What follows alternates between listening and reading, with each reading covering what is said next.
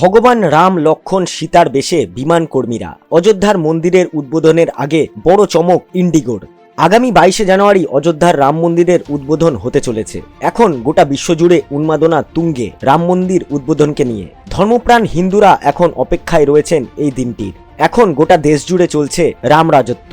বিভিন্ন শোভাযাত্রা থেকে শুরু করে পোস্টার, এমনকি সমাজ মাধ্যমে চোখ রাখলেও দেখা যাচ্ছে রাম মন্দির নিয়ে উন্মাদনার ছবি। এক কথায় 8 থেকে 80 সবার মধ্যেই এখন রাম ভাব। এই আবহে বাদ গেল না আকাশপথ।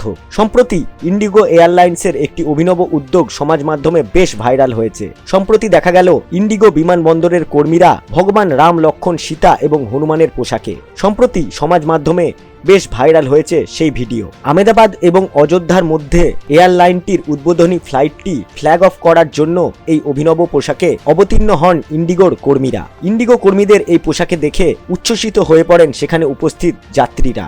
সঙ্গে সঙ্গে চারিদিক মুখরিত হয়ে ওঠে হাততালিতে। বিমান সংস্থা ইন্ডিগোর এই কাজের মাধ্যমে দিয়েছেন ধর্মনিরপেক্ষতার বার্তা।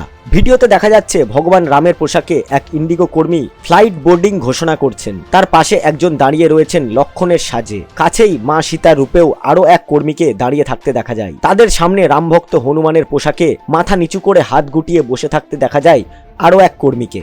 উপর থেকে যে ব্যক্তিকে রামের পোশাক পরে বোর্ডিং ঘোষণা করতে দেখা যাচ্ছে তার নাম হলো দিলনামাজ। কর্মীর নাম থেকে স্পষ্ট তিনি একজন মুসলিম সম্প্রদায়ের মানুষ। ভারতবর্ষ ধর্মনিরপেক্ষ একটি রাষ্ট্র। নানা ভাষা, নানা মতের মিলন ক্ষেত্র আমাদের ভারতবর্ষ। ইন্ডিগো সেই বার্তাই যেন তুলে ধরল এই কাজের মাধ্যমে।